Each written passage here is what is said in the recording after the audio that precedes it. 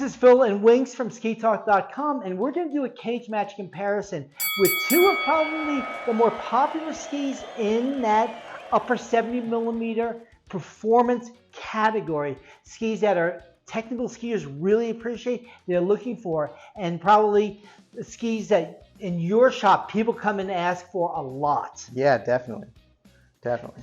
So between these two skis, we've got the Head Supershape E-Rally, and representing Fischer, we've got the Curv GT. Length on the skis are 177, 175, so those numbers are pretty much about the same, but where they really change is in the dimensions of the ski. The head that I'm going to be talking about here is 132 in the tip, 78 underfoot, and 114 in the tail, with a 15.3 meter radius in our 177. And Winks? We have a 125, 76, 109 with a 16 meter radius. I mean, man, these are so close.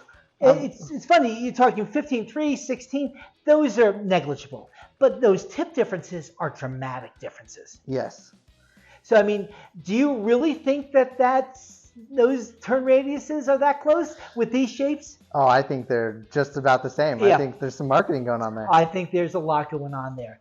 And you can see as far as how broad the tip is on this Supershape, it's really interesting. And what's interesting with this ski here, not as a little bit more than that of the Fischer, is that you've got the side cut that actually runs past the running surface. So the more you get this ski onto edge, the more it reacts across the hill for you.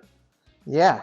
And then, you know, looking at the tip of the Fischer, I mean, we don't really have a tremendous bulge like we do with the head ski. Mm-hmm. So maybe your initiation could be slightly slower, yeah, maybe. But again, I think that once you get them both on edge, you'll really start to see similarities. Oh, I think so too. And I think this ski is very relaxed. Yeah. For the upper end that this ski has, it's still a docile ski at lower to medium speeds. Right. Now, the one difference that we're going to see coming into 2023, both of these skis do come with Tyrolia branded bindings, with a Fischer on this side and with the head on the head ski over here. But the difference being is that the E-Rally is available with the protector binding. And that is the only binding in the industry at this point that has a bilateral release out of the heel, which helps mitigate knee injuries. Now, that is an upsell on this one here. It does come standard with the same PRD on this as the Fischer offers. But the one difference too, though, is say I have to have the Fischer. No ifs, ands, or buts, that's a ski for me.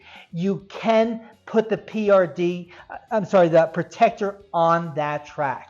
So it is compatible if you choose to go that way down the road. Absolutely. And that's what I really liked about that upcoming protector. Not to dive too deep into that, right? But they did use the same track system, yeah. So you can just upgrade a lot of your skis that have that Tyrolia. No, I agree with you. And again, it's a rabbit hole we can go down to, but let's focus on these two skis and who's going to choose these two skis. So if you're interested in these two skis and you're down to these two skis on your short list, when you walk into the shop, we're not saying one is better than the other. Both are two really good skis, but the question becomes which one's the best for you? So be the lawyer for the ski and say who's going to be the best for that ski. You know, I think this is definitely going to be for your carvers, for sure. I mean, both of these skis are in that category.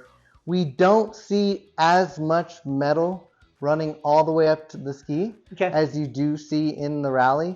So with this, you might see an easier turn initiation, the same amount of stability underfoot, but maybe just something that gives you a little more pop between the turns because it doesn't have as much stiffness. So it might not be quite as much work.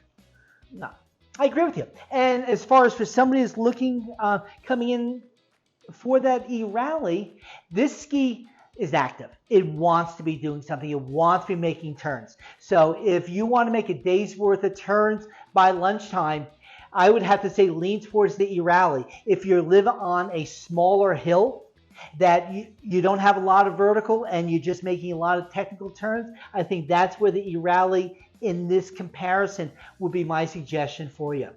Yeah, I might look at the Fischer as an either or. You can make those quicker turns on it, but maybe it's something I feel like I want to make longer turns on. No, I agree wholeheartedly. So we've got short and medium radius turns here, and medium to longer medium radius turns here. By no means is a long radius turns. There's plenty of skis for that. So, but between these two skis, I mean, those are options. There's not a bad choice. And as with all of our other videos, we'll end with skiing is fun. To read the full review of this ski, please go to skitalk.com and click on the review tab. Please also hit the like button and subscribe to our YouTube channel to see more reviews and other ski-related content, and add thoughts in the comment section below. Of course, follow skitalk.com on all of our social media channels. And remember, no matter how still you are, bend stiller.